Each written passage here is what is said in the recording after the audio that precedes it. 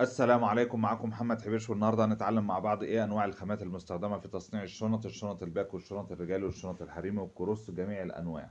عندنا الخامات تنقسم لثلاث اقسام: الخامات الجلد والخامات القماش والخامات الووتر بروف. الخامات الجلد بتتقسم معانا لكذا نوع وبنعرفها، يعني هي ليها مسميات كتير جدا. يعني عشان يقول لك ايه نوع الخامة مش هقدر والله، ده ممكن يكون 1000 نوع. وبعدين انت مش محتاج الاسم، هو انت محتاج الملمس وان الخامة بتاعتك تبقى نظيفة. في خامات بتبدأ معانا من 53 جنيه ومن 40 جنيه لغاية تبدأ معاك الخامات الحرف اللي هي بتبقى تقيلة، اللي هي بتبقى ملي أو ملي وربع. هي بتبقى بالملي، سمك الخامة بيبقى بالملي. يعني انت أهم حاجة السمك بتاع الخامة نفسه معاك يبقى كام ملي. هو بيتقال لك ملي، ملي إلا ربع، ملي وربع. خامة حرف دي الخامة اللي هي التقيلة، تلاقي الخامة تقيلة معاك في الشغل بتاعها. ده بالنسبة للجلد. أماكن البيع معظمهم في باب الشعرية، ومعظمهم في أفيونة في اسكندرية، وفي قلبه في القاهرة في باب الشعرية، وفي ناس كتير في وسط الدقي. لو كتبت على النت في جروب اسمه أرخص سعر شنطة في مصر، هتخش عليه تكتب أماكن بيع الخامات، 1000 من هيرد عليك، مش واحد بس. تمام. فاحنا هنيجي هنشتغل شنطة كروس يبقى هنشتغل جلد، هنشتغل شنطة حريمي هنشتغل جلد، هنشتغل شنطة باك هنشتغل دك. الدك انواع، في دك مش موجود في القاهره عشان ما الناس ما تدورش عليه، بتاع شنط السفر وشنط الجيش. الدك اللي هو التقيل المخرم ده لازم يكون حد بيستورده وتاخد من عنده كميه. تمام. وخامات الووتر بروف دي اللي بيتعمل منها الشنط الجديده اللي هي بتاعت البنات. طبعا الخامه الووتر بروف الطريه خالص اللي هي عامله شبه القماش دي برضو مش موجوده، لان ما بتتصنعش في مصر وبتيجي تصدير، واللي بيجيبها بيصنعها شغل لنفسه ما بيخرجهاش لحد. دي الخامه الووتر بروف. اعلى خامه دي اسمها زبده، النهارده عامله 105. دي عملنا منها شنط بسم الله ما شاء الله، شنط تحفه. عندي الخامات اللي طبعا الجلد فيه فيه اللي هو اللي عندي اللي زي ده كده، وفي عندي اللي زي ده كده. يعني ممكن تجيبه بدل ما توديه تحط له سفنج من ورا وترجع تكبسه كبسه حراري عشان يدي معاك اشكال، لا ممكن تجيبه بالشكل ده تعمله شنط كروس زي دي كده. دي شنطه كروس اهي. طبعا ده اول شغلنا كروس، وكان معمول غلط لان المفروض ما تعملوش قاعده، يتعمل له جمدان بالطول عشان تقدر تاخده على الكوز مره واحده. تمام. دي الخامات اللي احنا بنستخدمها. في خامات زي دي اللي هي اللميع بتستخدم برضو في شغل في الشغل اللميع. بيستخدم في ناس بتستخدمه في الشباشب الخروج والشباشب الحريمي. الووتر بروف طبعا للشنط اللي هي الدرس، معظمها شنط درس. في نقطة برضو، الناس لما تيجي تعمل شنطة مدرسة ما تعملهاش شنط جلد. لازم ايه سبب ان احنا بنعمل شنط السفر او الشنط الرجالي بنعملها دك؟ بنعملها دك لان الشنط الجلد ما تقدرش تستحمل حجم وزن. يعني انا لو ربطت حته جلد في طوبه وشدتها او علقتها في مكان معين تقدرش تستحمل معايا فتره طويله. اما للقماش بيستحمل، القماش بيستحمل شمس وبيستحمل حراره اللي هي حراره الشمس، ولو غليته برضه نفس القصه، وبيستحمل معايا اوزان وبيستحمل معايا غسيل وبيستحمل معايا حاجات كتير. لذلك معظم شنط السفر وشنط المدارس تتعمل دك.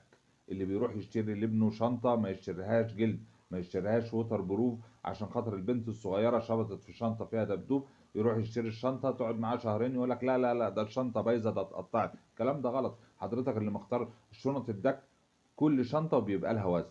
لذلك حضرتك لو اشتريت قبل كده شنطه براند هتلاقي ان فيها مكتوب جواها الوزن والضمان ومدة الاستخدام. تمام. دي انواع الدك معانا اهي.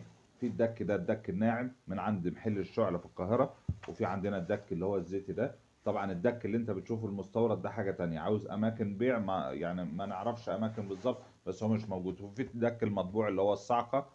دي كلها انواع الدك اللي احنا بنستخدمه في شنط المدارس وشنط السفر. وطبعا انت بتطعمه بالشكل اللي يعجبك، بتحط له ممكن تحط حته سفنج تحت وتاخده بالخيط رايح جاي خطوط، بيعمل معاك اشكال زي التطريز، او ممكن توديه تطريز. بالنسبه ده بالنسبه للدك. يبقى عندنا الدك وعندنا الووتر بروف. لو الخامه بتاع الووتر بروف مش زي الزبده كده خفيفه خالص، لازم اديها بطانه من تحت عشان خاطر ان هي تدي معايا منظر او تدي معايا شكل او تستحمل. لان الووتر بروف لو جبت الخامه العاديه خالص بتبقى عامله 40 50 جنيه، وبتيجي تعمل عليها سلك سكرين بتبقى عباره عن ورق، يعني لو شدتها من بعض بتتمزق. فدي لازم تاخد كلها من جوه وتاخد بطانه بوري او تاخد اي بطانه وتخش ضغط، يعني تخش ضغط على المكنه بتاعت الكل. ده بالنسبة لأنواع الجلود، لأن في ناس بتسأل في أنواع الجلود. طبعا الجلد ده اللي احنا أكتر جلد بنستخدمه في شنط الدرس. حاول إن أنت يعني حاول إن أنت وأنت بتاخد الدراع بتاع الشنطة دي تحط له شريط قماش، لأن الشريط هيفرق معاك في الحمل.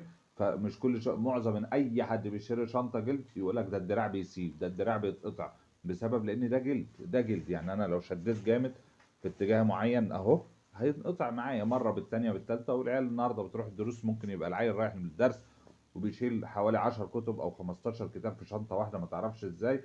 الشنطه عمرها ما هتكمل معاه اسبوع واحد وهتلاقيها بتتقطع. لذلك انت المفروض كبياع ما تيجي تسال، احنا لا، الفرق ما بيننا وما بين ان احنا شغلنا او معظم الناس بتلجأ للمستورد ما بتلجأش للشغل المصري، ان هو بيدور على ارخص جرار، على ارخص سوست، على ارخص خامه، على ارخص صنايعي، ويروح مقفل الشنطه ومطلع، ما عندوش حاجه اسمها جوده، الجوده صفر.